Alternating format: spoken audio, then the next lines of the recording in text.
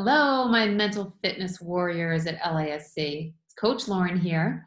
And I'm so excited because we are going to spend some time this summer talking about some different mental fitness tools that you can begin developing over this summer.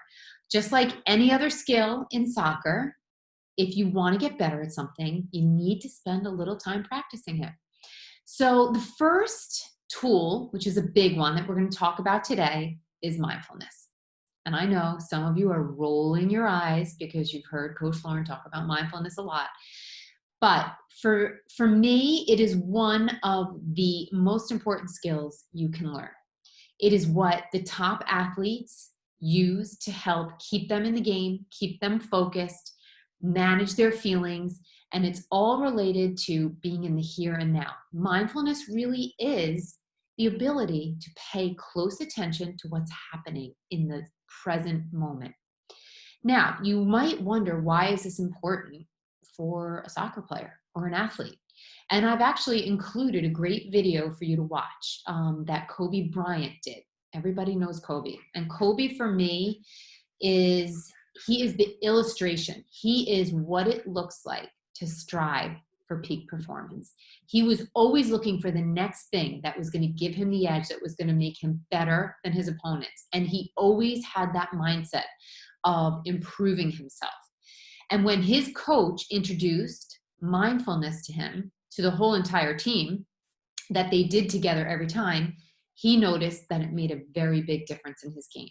So he continued that practice even long after he was not playing basketball anymore. So I want you to hear what he had to say about mindfulness and how it related to his game. So you might be wondering, like, why? Why is it important? Well, mindfulness helps with managing feelings, which sometimes get intense during a game, right? And during a match. It helps with attention. It helps with focus. It helps with decision making. All of the critical skills necessary for a competitive soccer player, which is what all of you are aiming to be. So we're going to go over some ways to be mindful. You can do almost anything mindfully if you pay close attention to what's happening. You can eat dinner mindfully, which means you really sit and you pay attention to the sensations, what it tastes like in your mouth, what it feels like in your mouth, what it smells like.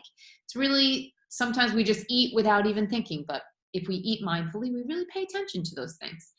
We can also take a mindful walk, which means we just are quiet and we just listen and pay attention. We feel the breeze. We take notice of the breeze maybe on our skin and the smells that we smell in the air. And we just listen to the sounds that might be around us. That's taking a mindful walk.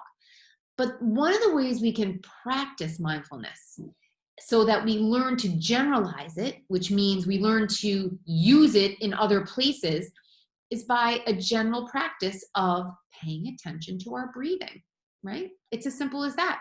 It may sound simple, but it actually requires a lot of attention and concentration.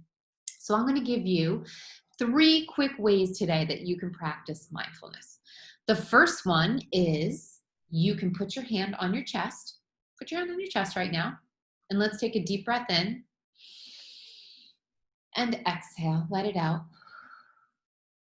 What happens what do you feel on your chest? Your chest rises and falls, right? That is one way you can start to pay attention to your breath. You could put your hand on your chest or your hand on your belly, and you could just sit and you could set the timer for 2 minutes and you can just pay attention to your breath.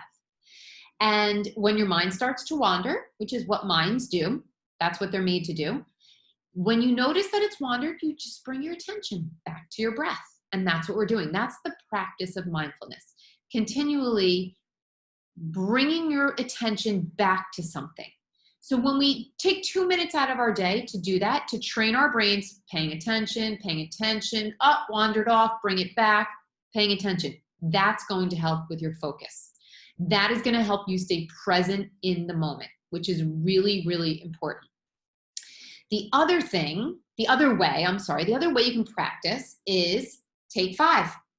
If you only have a few seconds and you want to take a mindful break, You're going to inhale on the up, exhale on the down. So ready? Breathe in, breathe out. Breathe in, breathe out. Breathe in, breathe out. Breathe in, breathe out.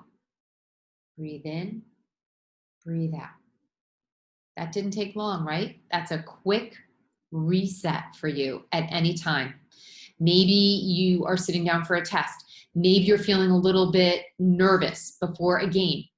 You can sit and you can just do this with your team or by yourselves.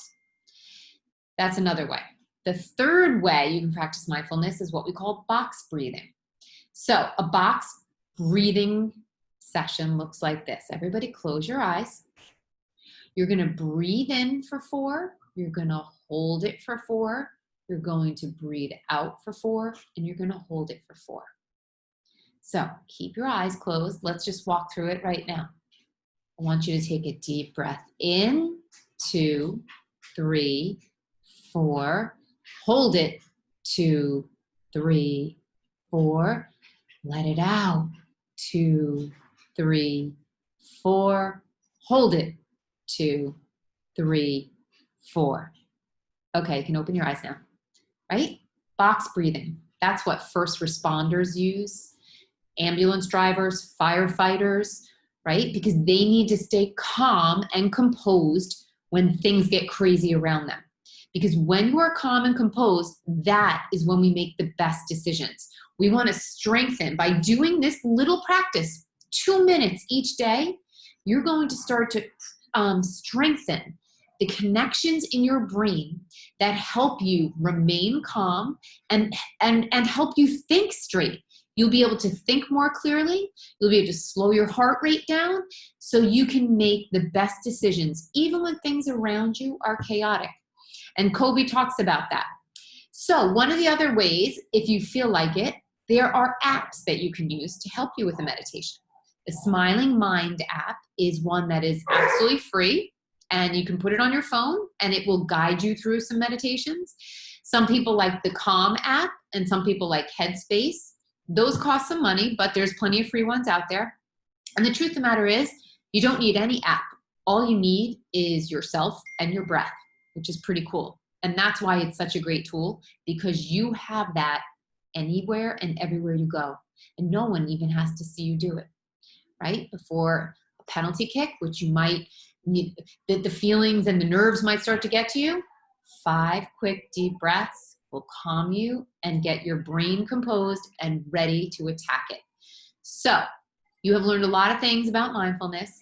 You've learned 3 or 4 different ways you can practice it every day. So what I'd like you to do, my challenge to you is do something mindful. Get yourself a mindful practice. This will only take 2 minutes of your whole entire day. And it's practice that will go a long, long way in helping you as a soccer player. And I'd like you to record it in your journal that we gave you, just to keep track. It's actually motivating when we can see how many days we've gotten. I'm going to do it too. I meditate first thing in the morning. Like Kobe says, it helps me kind of attack the day instead of the day attacking me. So have a great week, everybody. And remember your mindful breathing, and I will see you soon.